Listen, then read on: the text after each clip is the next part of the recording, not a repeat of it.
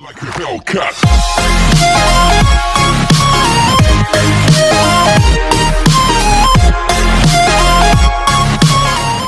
Okay, ચાલો છોકરાઓ, આપણે આગળ વધીએ. આપણે રાસાયણિક ગતિકીનો એક લેક્ચર કમ્પ્લીટ કરેલો છે. આજે આપણે બીજા લેક્ચરની વાત કરીએ. લેક્ચર એકમાં આપણે સમજીને આવ્યા કે જે પ્રક્રિયાનો વેગ છે એ પ્રક્રિયાનો વેગ પ્રક્રિયકો અને નિપજો સાથે કેવી રીતના ફેરફાર થાય છે એ આપણે સમજીને આવ્યા. જેના માટે આપણે સાંદ્રતા વર્સિસ સમયનો આલેખ દોર્યો હતો. ક્લિયર છે? ચાલો, તો જેની આપણે ફરીથી પાછા વાત કરીશું જ. તો આપણે લાસ્ટ વિડીયોને જે કમ્પ્લીટ કરીએ, આપણે રિએક્શનમાં એવું સમજીને આવ્યા છે, મને લાગે કોમન રિએક્શન લઈએ, આર ઇટ ગિવ્સ પ્રી. તો જેમ જેમ સમય પસાર થાય છે તેમ તેમ આરની સાંદ્રતા ઘટતી જાય છે, સમયની સાથે સાથે પીની સાંદ્રતા વધતી જાય છે. ક્લિયર? ચાલો, તો હવે આપણે એને જોઈએ કે ભાઈ શું થશે. તો એક એક્ઝામ્પલ લઈએ. આપણે એક્ઝામ્પલ લઈને આપણે સમજવાનો પ્રયત્ન કરીએ. સમજો ભાઈ, આપેલો છે C4H9Cl ક્લોરો બ્યુટેન અથવા બ્યુટાઇલ ક્લોરાઇડ ની સાંદ્રતા ભાઈ જુદા જુદા સમયે આપેલી છે અને પ્રક્રિયાનો પૂછેલો છે સરેરાશ વેગ. રેડી છે? રિએક્શન બી તમને ઓલરેડી આપેલી છે, C4H9Cl plus H2O, it gives C4H9OH plus HCl. તો જે રકમ આપેલી છે એ રકમમાં આટલું જોઈએ. હવે કેવી રીતના ગણીશું? સીધું જ મીન્સ કે જુદા જુદા સમયે જે સાંદ્રતા આપેલી છે એ પણ તમને એક્ઝામમાં આપી દેવામાં આવશે. ક્લિયર? તો હું સીધો દાખલો કેવી રીતના ગણવાનો છે એ સમજીએ. તો આપણે શોધવાનો છે પ્રક્રિયાનો સરેરાશ વેગ. તો સરેરાશ વેગનું સૂત્ર શું મૂકીએ છીએ આપણે? કે સરેરાશ વેગ બરાબર minus delta R by delta T. આ સૂત્ર મૂકીએ. કેમ આપણે ડેલ્ટા પી ની બોલ્યા? કારણ કે આ પ્રક્રિયક છે અને તમને પ્રક્રિયકની સાંદ્રતા આપેલી છે. મારે સૂત્રમાં આપણે શાનો યુઝ કરીશું? કે વેગ બરાબર minus delta R by delta T. આ સૂત્રનો ઉપયોગ કરીશું આપણે વેગ સૂત્ર માટે. આ ડેલ્ટા આર નો મતલબ શું થાય? તો ભાઈ આપણે R2 માઇનસ શું કરવું પડશે? R1 કરવું પડશે. ને ટી માટે T2 માઇનસ T1 કરવું પડશે. માટે મારે શું કરવું પડશે? જુદા જુદા બે સમય વચ્ચેના ગાળો લેવો પડશે. એક T1 તો બીજો T2. તો એના માટે શું કરીશું? જરાક સમજતા જજો. આપણે કોષ્ટક સ્વરૂપે આપણે આને બનાવવાનો પ્રયત્ન કરીશું. શું લખીશું? જોજો કે ભાઈ T1 સમયે પ્રક્રિયકની સાંદ્રતાને કહેશું, માની લઈએ કે આપણે R1 કહીએ. રેડી? સેમ એ જ પ્રમાણે T2 સમયે પ્રક્રિયકની સાંદ્રતા લઈ લેશું આપણે R2. રેડી?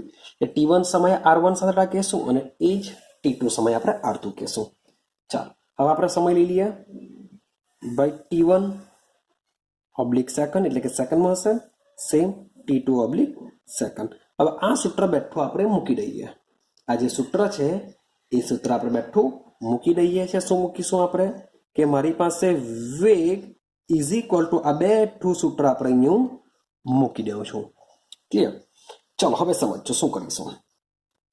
હવે T1 સમયે પ્રક્રિયકની સાંદ્રતા એટલે કે સૌથી પહેલી સાંદ્રતા, તો જે સૌથી તમને રકમમાં ઓલરેડી તમે જોશો તો રકમમાં સૌથી પહેલી શૂન્ય સમય, શબ્દ બોલું છું, શૂન્ય સમયે સાંદ્રતા કેટલી આપેલી છે? તો 0.100. 0 સમય કેટલી આપેલ છે? 0.00. સેમ બીજું છે 50 સેકન્ડે, તો R2 માટે હું કેટલા લઈ લેવા? ભાઈ 50 સેકન્ડ લઈ લેવા. તો ભાઈ 50 સેકન્ડ એની સાંદ્રતા કેટલી થાય છે? 0.0905. આઈડિયા આવી ગઈ? આ રીતના શું કરીશું? આપણે બધાનો તફાવત મેળવીશું. ક્લિયર? ચાલો, તો આ તમારે પહેલા ને બીજા, અમારે શું કરવું પડશે? બીજા અને ત્રીજા સમયના ગાળામાં તફાવત, પછી ત્રીજા અને ચોથામાં. ક્લિયર? તો આ રીતના જો આપણે બધાની વેલ્યુ મૂકતા જશું તો આપણે જરાક જોજો કેવી રીતના આપણું કોષ્ટક બની જશે. તો 0.0905. આ હવે શું કરીશું? 50 સેકન્ડ હશે તો બાજુમાં આપણે લેશું ત્યાર પછીની 100 સેકન્ડ. તો 100 સેકન્ડમાં ત્યારેની સાંદ્રતા કેટલી હશે? 0.820. તો આ બધી વેલ્યુમાં મૂકીશું તો મને વેગ મળી જશે. સેમ.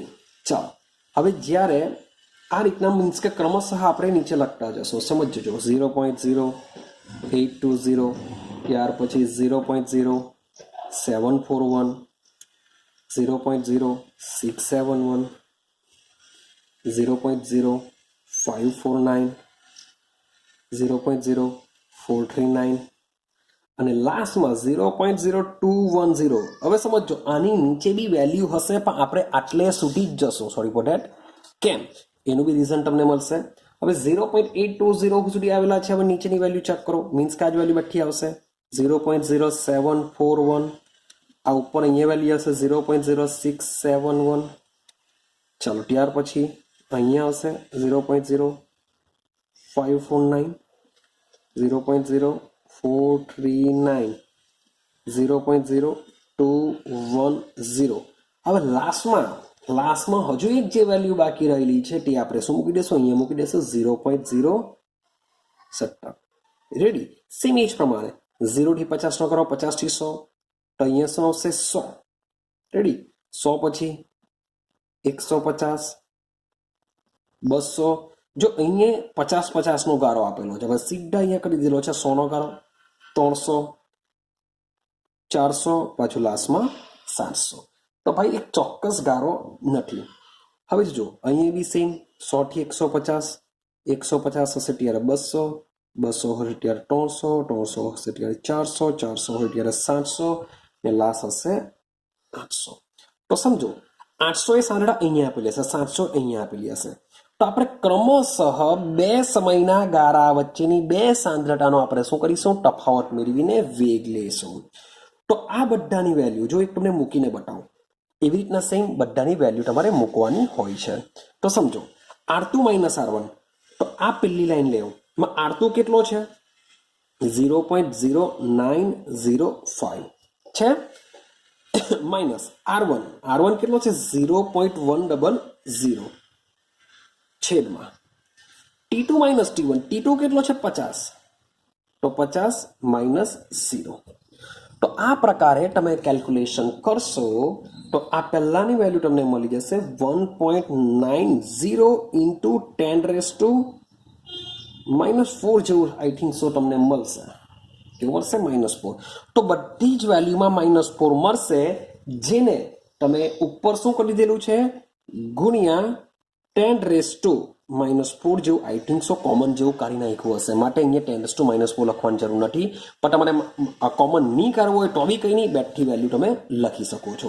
તો આ રીતે તમે કેલ્ક્યુલેશન કરતા જશો તો તમને વેલ્યુ બધી મળતી જશે. તમે કરશો તો આ જ આન્સર મળશે. 58, 1.40, 1.22, 1.10, 1.04 અને લાસ્ટ મળશે 0.4. રેડી? તો સમજો દાખલો શું કહેવા માંગે છે. તો તમે જોઈ શકો છો સૌથી જે પહેલી વેલ્યુ હતી, જોજો સૌથી જે પહેલી વેલ્યુ છે, મીન્સ એક દાખલો આપેલો છે, એક રિએક્શન છે કે રિએક્શનમાં ક્લોરો બ્યુટેનનું આપણે શું કરીએ છીએ? જળ વિભાજન કરીએ છીએ. તો એનો શરૂઆતનો વેગ ચેક કરો, કેટલો છે? 1.90. 1.90 ઇન્ટુ 10⁻⁴ એકમ શું આવશે? મોલ પ્રતિ લિટર પ્રતિ સેકન્ડ. વેગનો એકમ આ હોય છે, આપણે જોઈને આવ્યા છે. તો જો લાસ્ટમાં લાસ્ટ આ ઘટીને કેટલો થઈ ગયો? તો 0.4 ઇન્ટુ 10⁻⁴ મોલ પ્રતિ લિટર પ્રતિ સેકન્ડ. જો ઘટીને આટલો થઈ ગયો, મીન્સ કે શરૂઆતમાં પ્રક્રિયાનો વેગ વધારે હતો, પછી ધીમે ધીમે જેમ જેમ સમય પસાર થતો ગયો તેમ તેમ ઘટીને શું થાય છે? એકદમ જ ઓછો થઈ જાય છે. આટલું રેડી? હવે સમજો કે માની લઉં કે શરૂઆતમાં આટલો છે ને ઘટતો જાય છે, મીન્સ કે તમને આખી પ્રોસેસ દરમિયાન પ્રક્રિયાનો વેગ એક સરખો જોવા મળતો નથી. આટલું તમે કહી શકો, વેગ એક સરખો જોવા મળતો નથી. તમે બધી વેલ્યુ ચેક કરો, તમને કશે પણ એક સરખો વેગ જોવા મળતો નથી. કે જે સરેરાશ વેગ છે આખી રિએક્શન દરમિયાન તમને એક સરખો જોવા મળતો નથી. કેમ? કારણ કે આપણે શું કરીએ છીએ? આ જે વેગ ગણીએ છીએ એ ચોક્કસ સમયના ગાળા દરમિયાન ગણીએ છીએ, અને ચોક્કસ સમયગાળામાં આપણે જે માપીએ છીએ તે વેગ કેવો આવે છે? જુદો જુદો આવે છે. ક્લિયર છે? અને આપણે જે મેળવવા માંગીએ છીએ એ ચોક્કસ સમય ગાળામાં અચર આવવો જોઈએ. આપણે એવું વિચારીએ છીએ, માન લો કે કોઈ બાઇક પર કોઈ ભાઈ જાય છે ગાડી લઈને, તો મીન્સ કે એનો જે રોડ છે એમાં સ્પીડ બ્રેકર પણ આવે છે, સ્ટેટ રોડ પણ આવે છે, ખુલ્લો રોડ પણ આવે છે, ભાઈ વળાંક બી આવે છે, ટ્રાફિક બી આવે છે. તો એની ગતિ બધી જગ્યાએ સેમ રહેવાની નથી. તો આપણે એનો જો વેગ માપવાનો પ્રયત્ન કરીએ તો ભાઈ જ્યારે સીધો રસ્તો હશે ત્યારે એના ગાડીનો ઝડપ વધારે હશે, એનો વેગ વધારે હશે. પણ જ્યારે સ્પીડ બ્રેકર આવતો હોય, બાઇક ટર્ન આવતો હોય, ત્યારે એનો વેગ કેવો થઈ જશે? ઓછો થઈ જશે. તો જ્યારે સ્પીડ બ્રેકર આવતો હોય ત્યારે આપણે માપવા જઈએ તો એનો વેગ ઓછો બતાવશે. જ્યારે સ્ટ્રેટ લાઇન, સ્ટ્રેટ રોડ હોય ત્યારે જો માપવા જઈએ તો ત્યારે એનો વેગ કેવો બતાવશે? વધુ બતાવશે. માટે આપણે તો શું કરીશું કે ભાઈ જે ગાડીનો જે વેગ છે એક આખા રસ્તા દરમિયાન એક સરખો આવવો જોઈએ એવું આપણે માપવાનો પ્રયત્ન કરીએ છીએ. તો રિએક્શનમાં પડશે કે પ્રક્રિયાનો જે વેગ છે આખી રિએક્શન દરમિયાન પહેલા વધારે હોય છે, પછી સમય જતા ઘટતો જોવા મળે છે. એટલે કે સમયના ચોક્કસ ગાળા દરમિયાન જે પ્રક્રિયાનો વેગ છે એક સરખો રહેતો નથી. ક્લિયર? તો શું કરીએ? મારે તો ચોક્કસ વેગ મેળવવો પડશે. આ ચોક્કસ સમયના ગાળામાં ચોક્કસ સમયના ગાળામાં કેવો મળવો જોઈએ? મને અચર વેગ મળતો હોવો જોઈએ. તો શું કરવું પડશે? તો ભાઈ મારે જો અચર વેગ મેળવવો હોય, એક સરખો વેગ મેળવવો હોય, તો જે સમયનો જે ગાળો છે એ કેવો કરવો પડશે? અતિ સૂક્ષ્મ કરવો પડશે. મારે સમયનો ગાળો કેવો પડશે? અતિ સૂક્ષ્મ કરવો પડશે. અતિ સૂક્ષ્મ મતલબ એવો થાય કે ડેલ્ટા જે ટી છે એ લગભગ 0 થવા આવે એટલો સમયનો ગાળો થવો જોઈએ. ને એ સમયના ગાળાને આપણે ડીટી વડે ઓળખીશું. શું કરીશું? આપણે ડીટી વડે ઓળખીશું.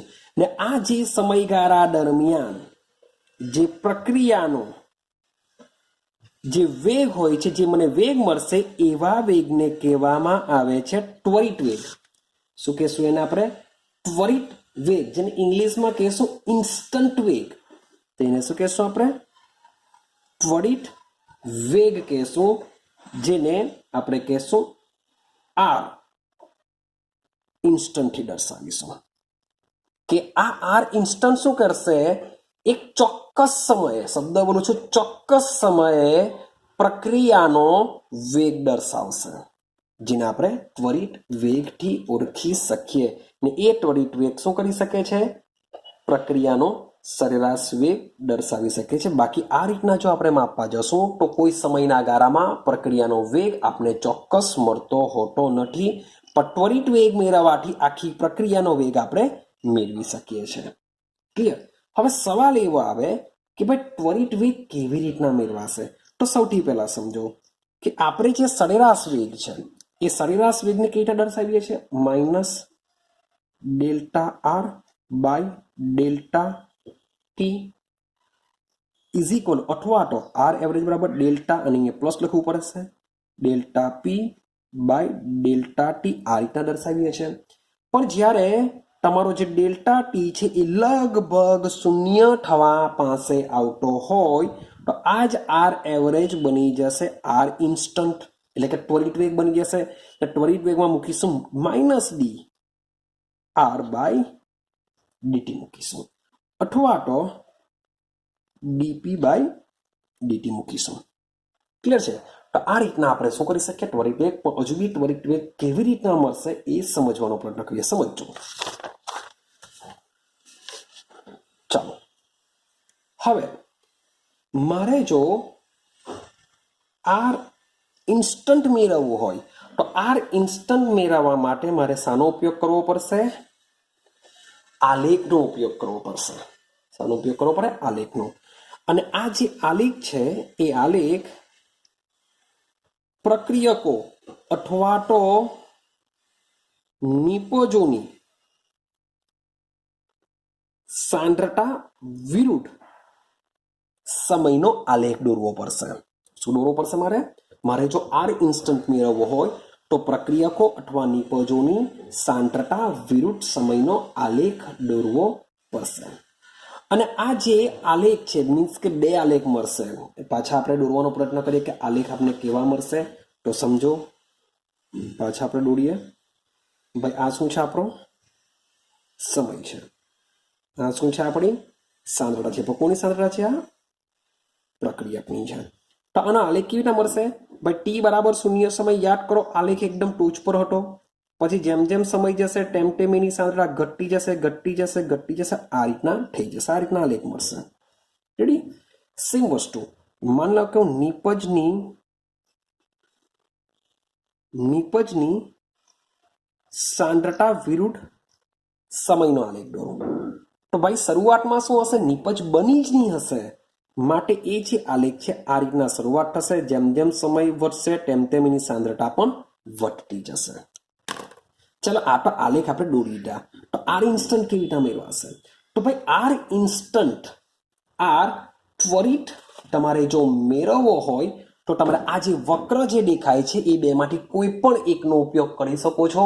અને આ વક્ર ઉપર આજે એક ઢાર દોરવામાં આવશે। શું દોરવામાં આવશે? ઢાર। અને આ જે ઢાર છે એ ઢારની સ્પર્શક રેખા આપણે લેશું। માની લઈએ કે હું આની પર એક ઢાર દોરવાનો પ્રયત્ન કરું છું, અમે શું કર્યો? ઢાર દોર્યો। સેમ અહીંયા પણ હું એક આ વક્રને સ્પર્શતી રેખા પર અહીંયા જો સ્પર્શ થાય છે એવી રીતના મેં ઢાર દોરી દીધો। તો હવે શું કરીશું? આ ઢાર પરથી આપણે એક આલેખ દોરવાનો પ્રયત્ન કરીશું। ચાલો જોજો, તો આ રીતના હું શું કરું છું? એક આલેખ દોરું છું, એક ઢાર દોરું છું, સોરી ફોટે। અહીંયા પર શું કરું છું? એક ઢાર દોરવાનો પ્રયત્ન કરીએ, આ રીતના માની લો કે ઢાર દોરું છું। રેડી? હવે આ શું છે? નિપજની સાંદ્રતા। તો આનો ઉપયોગ કરીને આપણે ડીપી મેળવી શકીએ। મીન્સ કે આ જે પોઈન્ટ છે જે જગ્યાએ હશે એ જગ્યાએ આપણે સાંદ્રતા લઈ લેશું, આ જે પોઈન્ટ જે જગ્યાએ હશે તે જગ્યાની સાંદ્રતા લઈ લેશું, સાથે સાથે સમયની વાત કરીએ। આ જે ત્રિકોણ છે એ ત્રિકોણ જે જગ્યા હશે તે જગ્યાએ સમય લઈ લેશું, ને આ જે સમય છે એ જગ્યાએ ટી2 લઈ લેશું। તો આનો ઉપયોગ કરીને આપણે ડીટી મેળવી શકીએ છીએ। ક્લિયર થાય છે? સેમ અહીંયા બી શું કરી શકીએ? એ જ પ્રમાણે કરી શકીએ કે અહીંયા સમય લઈ લો, અહીંયા સમય લો, આ ડીટી બતાવશે। સેમ અહીંયા એ લઈ લો અને આ લઈ લો, તો આ તમને શું બતાવી દેશે? સાંદ્રતા, મીન્સ કે ડીઆર। આના પરથી તમે ડીઆર શોધી શકશો। આટલું ક્લિયર થયું? તો આ રીતના આપણે શું કરીશું? ઢાર દોરીશું। ક્લિયર? તો એના પરથી આપણે ત્વરિત વેગ શોધી શકીએ છીએ। હવે સમજો, જે આપણે જે દાખલો ગણેલો છે, આપણે જે દાખલો ગણેલો છે એ દાખલાને સમજવાનો પ્રયત્ન કરીએ। જોજો, સેમ આપણે શું કરીએ છીએ, સમય લઈએ છીએ, સાથે સાથે પ્રક્રિયા કયો છે આપણો C4H9Cl ની આપણે શું લઈએ છીએ, સાંદ્રતા. સાંદ્રતા મીન્સ કે ચોરસ કૌંસમાં લઉં છું, આ બાજુ વધશે, આ બાજુ સમય વધશે.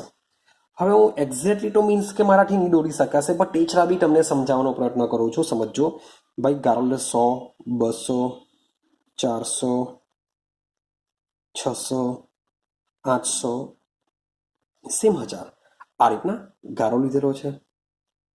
ક્લિયર છે? ચાલો સાંદ્રતાની વાત કરીએ. સાંદ્રતા લીધેલી છે 0.02, 0.04, 0.06, 0.08, શું આ રીતના તમારી દોરેલું છે. હવે આપણે શું કરીએ છીએ, સાંદ્રતા વર્સિસ સમયનો આલેખ દોરીએ છીએ. મીન્સ કે જે સાંદ્રતા આપેલી છે એ સાંદ્રતાનો ઉપયોગ કરીને આપણે શું કરીશું, આલેખ દોરીશું. અને જે આલેખ છે એ આલેખ આ રીતની, એની સાંદ્રતા આ રીતના તમને એક ઘટતો જતો આલેખ જોવા મળશે. હવે ત્વરિત વેગ કેવી રીતના શોધી શકાય, તો માની લઉં કે મારે શું કરવું છે, ત્વરિત વેગ t બરાબર 600 સેકન્ડે મેળવવો છે. t બરાબર 600 સેકન્ડે મારે ત્વરિત વેગ મેળવવો છે.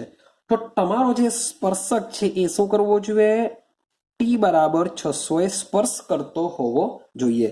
એના પરથી આપણે શું કરીશું, આ રીતના ધાર દોરીશું. રેડી?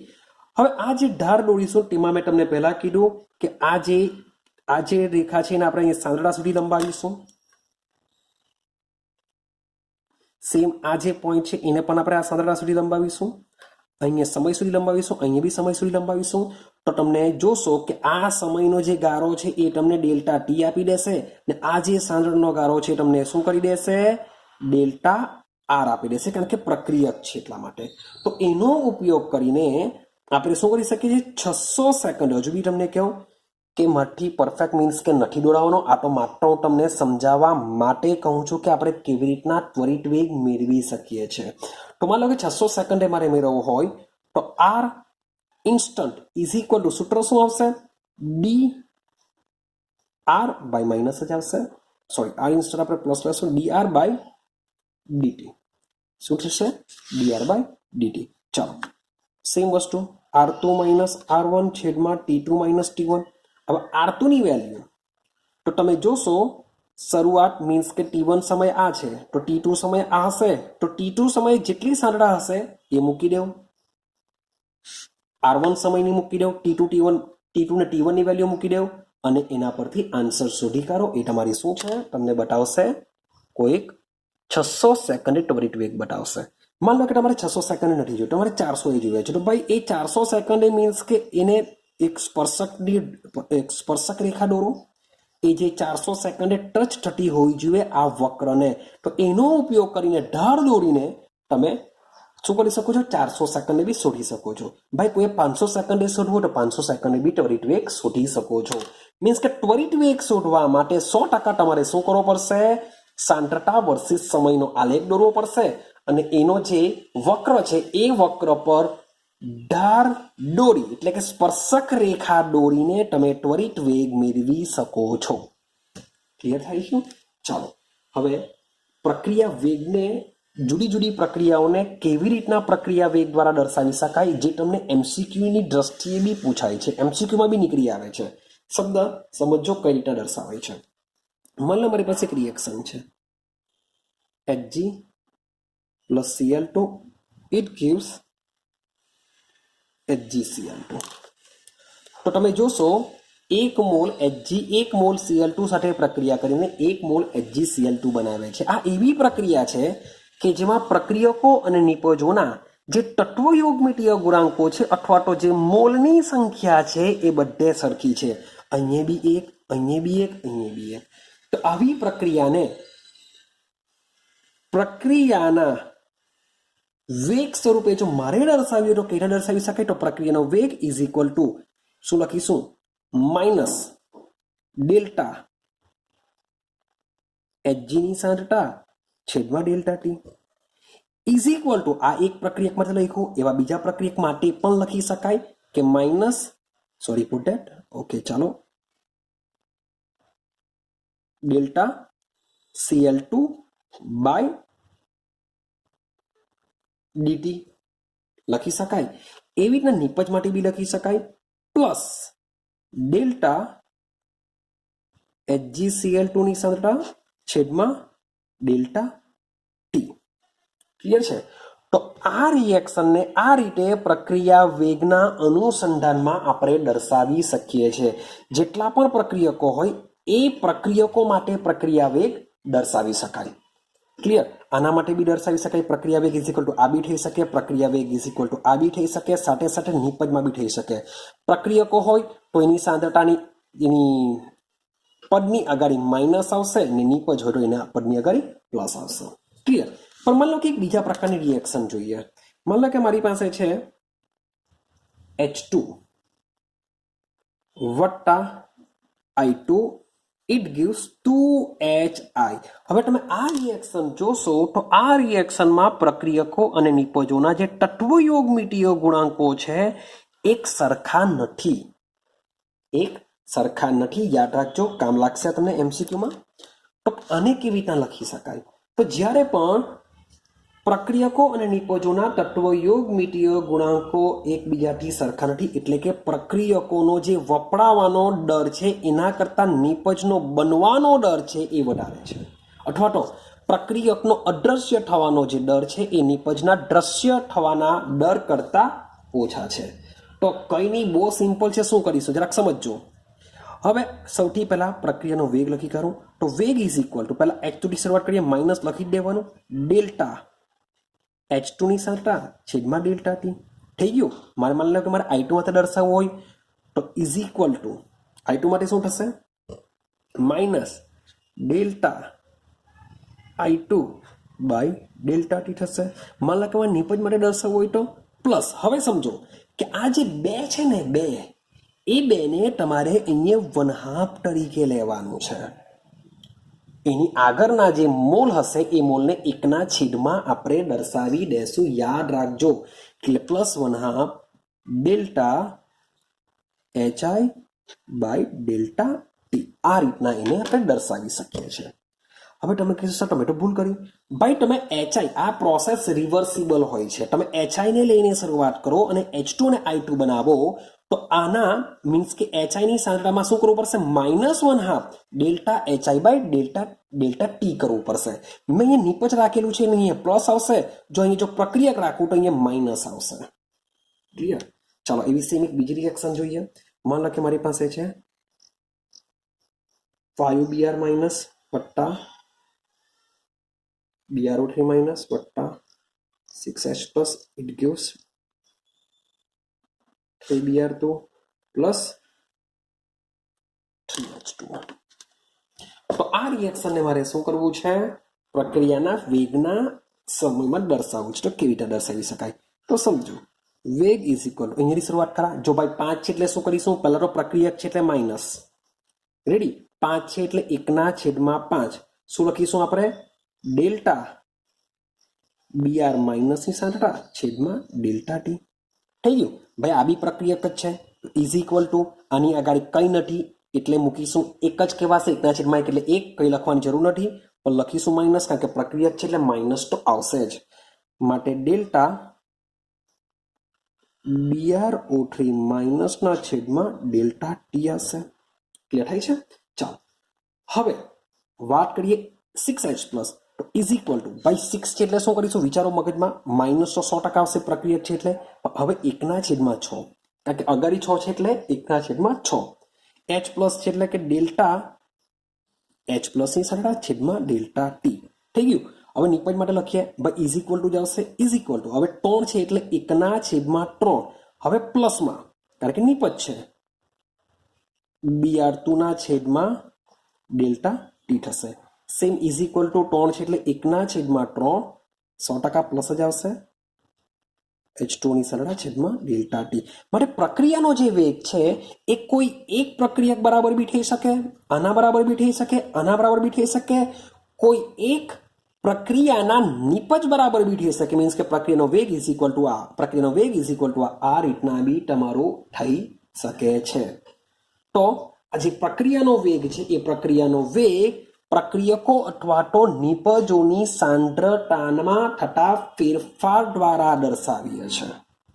પ્રક્રિયાનો વેગ પ્રક્રિયકો અથવા તો નિપજોની સાંદ્રતામાં થતા ફેરફાર દ્વારા દર્શાવીએ છીએ. પણ જો રિએક્શન ગેસિયસ એટલે કે વાયુ અવસ્થામાં જો હોય તો એની સાંદ્રતા તેના આંશિક દબાણ દ્વારા આપણે દર્શાવીએ છીએ. ક્લિયર થાય છે? તો આટલી સુધી મીન્સ કે તમને પ્રક્રિયા વેગને દર્શાવતા આવડવું જ જોઈએ. રેડી છે? ચાલો એનો એક એક્ઝામ્પલ સમજીએ. ચાલો તો હવે એક આપણે દાખલો સમજવાનો પ્રયત્ન કરીએ. દાખલા બહુ ઇમ્પોર્ટન્ટ છે. મીન્સ કે જેટલા બી ઉદાહરણ આપેલા છે, જેટલા સ્વાધ્યાયના આપેલા છે, એ બધા દાખલા કોઈ પણ હિસાબે કમ્પ્લીટ કરજો. ક્લિયર? કારણ કે થિયરી તો હું તમને 3 કે 4 જ કહેવા કે ભાઈ આ કોઈ બી હિસાબે કરજો ને થિયરી બી બહુ ઓછી છે. તો મેઇન છે આના દાખલા. તો એક્ઝામ્પલ નંબર 2 આને સમજીએ શું કહેવા માંગે છે. સમજો. CCl4 N2O5 નું 318 કેલ્વિન તાપમાને 318 કેલ્વિન તાપમાને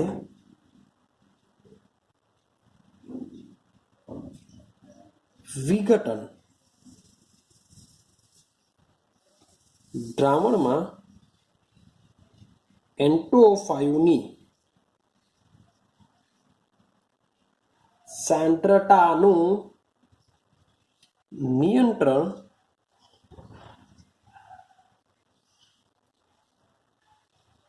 કરીને અભ્યાસ કરવામાં આવેલ છે.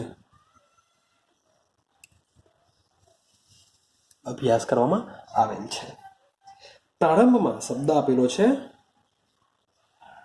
પ્રારંભમાં એટલે કે શરૂઆતમાં. પ્રારંભમાં N2O5 ની સાંદ્રતા 2.33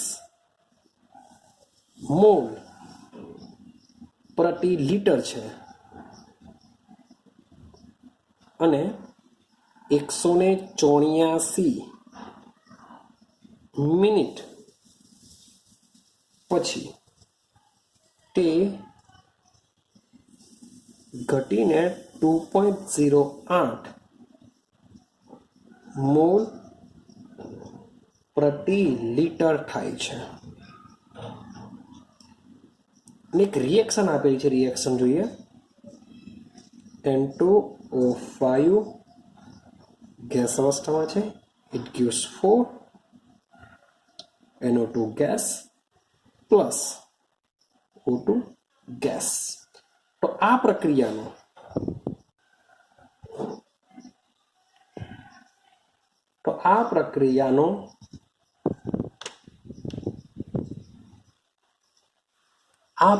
સરેરાશ વેગ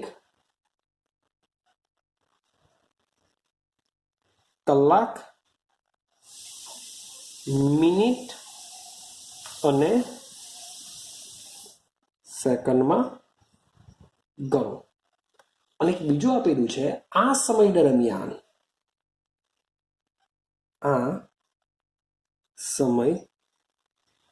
દરમિયાન NO2 ના ઉત્પન્ન થવાનો વેગ કેટલો હશે. તો એકચ્યુઅલી રકમ બહુ મોટી તમને દેખાય છે. બહુ મોટી રકમ તમને જોવા મળી છે. પણ એકચ્યુઅલી દાખલો ઇઝી છે. જરાક સમજવાનો પ્રયત્ન કરો શું કહેવા માંગે છે દાખલાની રકમ. તો CCl4 N2O5 નું 318 કેલ્વિન તાપમાને વિઘટન થાય છે. મીન્સ કે વિઘટન થઈને બને છે NO2 અને O2. એટલે કે આ પ્રક્રિયા છે, આ નિપજ છે. તો થશે શું? સમય જેમ જેમ પસાર થશે તેમ તેમ આની સાંદ્રતા ઘટતી જશે અને સાથે સાથે આની સાંદ્રતા વધતી જશે. તો ભાઈ મારે શું શોધવાનું છે? પ્રક્રિયાનો સરેરાશ વેગ શોધવાનો છે. કોના માટેનો?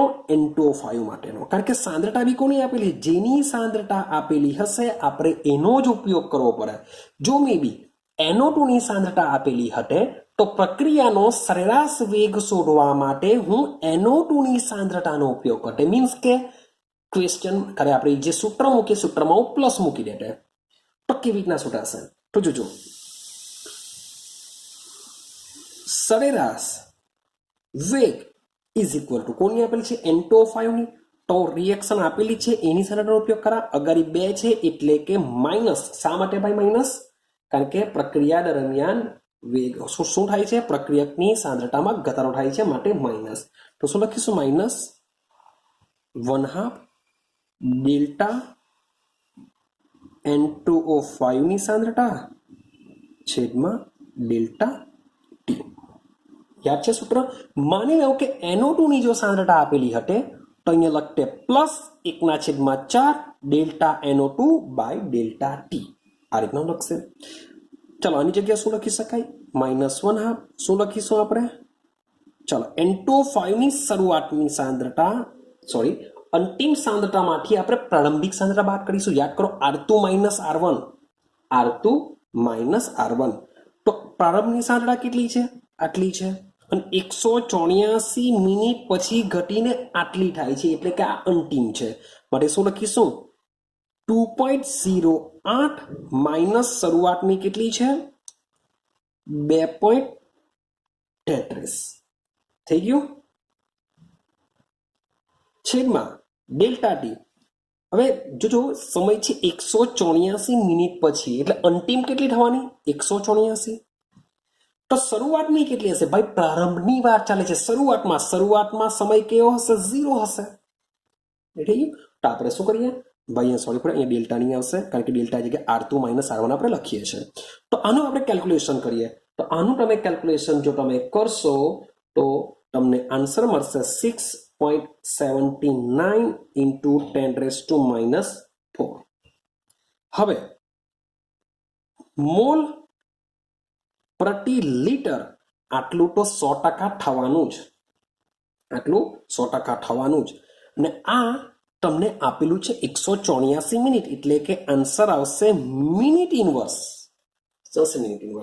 તો ભાઈ આપણે જે સમય છે કલાકમાં બી શોધવાનું છે મિનિટમાં બી શોધવાનું છે સેકન્ડમાં બી શોધવાનું છે તો આપણે આ રીતના મિનિટમાં તો શોધી કાઢ્યું ચાલો હવે આ મિનિટને આપણે કન્વર્ઝન શામાં કરીએ સેકન્ડમાં કરીએ તો વિચારો મારે મિનિટનું કરવું છે સેકન્ડમાં કન્વર્ઝન તો શું લખું કેવી રીતના લખું ગુણાકાર કરું કે ભાગાકાર કરું એ વિચારો મારે મિનિટનું સેકન્ડમાં કન્વર્ઝન કરવાનું છે મીન્સ કે અહીંયા સેકન્ડ ઇનવર્સ આવવો જોઈએ શું આવવું જોઈએ સેકન્ડ ઇનવર્સ ક્યારે આવશે જો સેકન્ડ નીચે હોય તો સેકન્ડ શું છે નીચે હશે તો સમજો હું શું લખું છું 6.79 into 10⁻⁴ મોલ પ્રતિ લિટર ઇનવર્સ ગુણ્યા લખું છું 1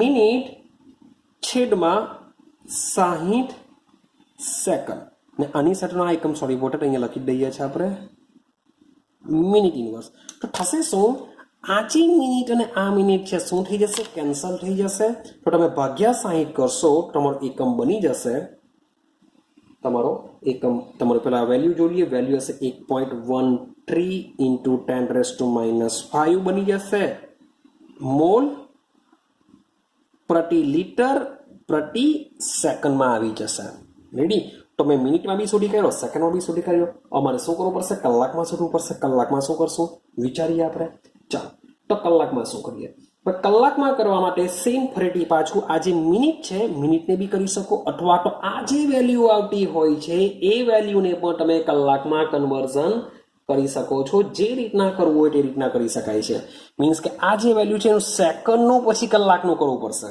જ્યારે આપણે અહીંયાથી મિનિટમાંથી આપણે કલાકમાં જઈ શકીએ છીએ એટલે બંનેમાંથી જવાશે એ મુજબના આંકડા મૂકવા પડશે તો માની લે કે આપણે મિનિટમાંથી જઈએ તો 6.79 into 10⁻⁴ આખું સૂત્ર વેલ્યુ મૂકીને મોલ પ્રતિ લિટર પ્રતિ મિનિટ હવે સમજો મારે અહીંયા પ્રતિ કલાક લાવવો છે તો એક કલાકની મિનિટ કેટલી હશે એ વિચારો, અથવા તો મિનિટ ને કલાક કેટલો, તો 60 મિનિટ બરાબર 1 કલાક થાય. શું થશે? ગુણ્યા 60 મિનિટ છેદમાં 1 કલાક. તો તમે જોશો અહીંયા મિનિટના મિનિટ કેન્સલ થઈ જશે ને આ કલાક ઉપર જાય તો કલાક ઇન્વર્સ થઈ જશે. તો આની સાથે ગુણ્યા 60 કરી દે. તો આની સાથે તમે ગુણ્યા 60 જો કરશો તો 4.07 into 10 raised to minus 2, 4.07 into 10 raised to minus 2 mall પ્રતિ લિટર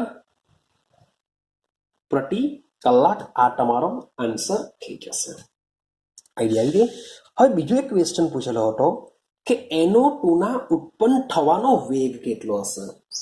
NO2 ના ઉત્પન્ન થવાનો વેગ. તો વિચારો, તો આપણે વેગ માટે શું લખી શકીએ? તો વેગ ઇઝ ઇક્વલ ટુ NO2 માટે, તો વેગ ઇઝ ઇક્વલ ટુ અગાડી 4 લખેલા છે, અગાડી કેટલા 4 માટે plus 1/4 delta NO2 by delta T આ રીતે લખી શકાય. મારે આનો વેગ શોધવાનો છે. શું શોધવાનો છે? આનો વેગ. તો આ 4 ને શું કરીશું? વેગ સાથે ગુણી કરીશું. માટે delta NO2 by delta T is equal to 4 ગુણ્યા વેગ. શું કરશો? 4 ગુણ્યા વેગ એટલે NO2 ના ઉત્પન્ન થવાનો વેગ તમને મળી જશે. ચાલો જોજો. તો શું કરીએ? 4 ગુણ્યા, હવે વેગની વેલ્યુ કઈ લઈએ? હવે તમે ઉપર 3 એકમ મારી છે, મીન્સ કે મિનિટ મારી બી છે, સેકન્ડ વાળી બી છે અને કલાક વાળી બી છે. વોટ એવર તમે જે બી લખો તે મુજબનો એકમ તમારે એડજસ્ટ કરવો પડશે. તો સીધી મિનિટ ઇન્વર્સ વાળી જ લઈ લઉં છું, એટલે કે 6.79 વાળી લઈ લઉં છું. 6.79 into 10 raised to minus 4. Clear છે? તો આનો તમે આન્સર આવશે 272.10 raised to minus 3. હવે એકમ કયો બનશે જરાક જોજો. મોલ પ્રતિ લિટર, વેગ છે એટલે મિનિટ ઇન્વર્સ, એકમ તો બધાનો સેમ રહેશે. તો આ થઈ ગયો NO2 ઉત્પન્ન થવાનો વેગ. આઈડિયા આવે છે? તો આ રીતના ક્વેશ્ચન તમે સોલ્વ કરી શકો છો, મીન્સ કે આવતા હોય છે. તમને MCQમાં બી આવા ક્વેશ્ચન પૂછી શકાય અને મે બી તમને થિયરિટિકલ બી આ ક્વેશ્ચન આવી શકે છે. તો અહીં આપણો જે પ્રક્રિયા વેગ છે એ સરેરાશ વેગ છે. સરેરાશ વેગના આ મુજબના દાખલા હોય છે, મીન્સ કે 2 વસ્તુ યાદ રાખવાનું. એક તો દાખલા કેવી રીતના ગણવાના છે તે, અને સાથે સાથે પ્રક્રિયા વેગને દર્શાવતા તમને આવડવું જોઈએ કે રિએક્શન આપેલી હોય, રિએક્શન પરથી પ્રક્રિયા વેગને કેવી રીતના દર્શાવી શકાય, સાંદ્રતાના ફેરફારના સ્વરૂપે તે તમને આવડવું જોઈએ. ક્લિયર છે? ચાલો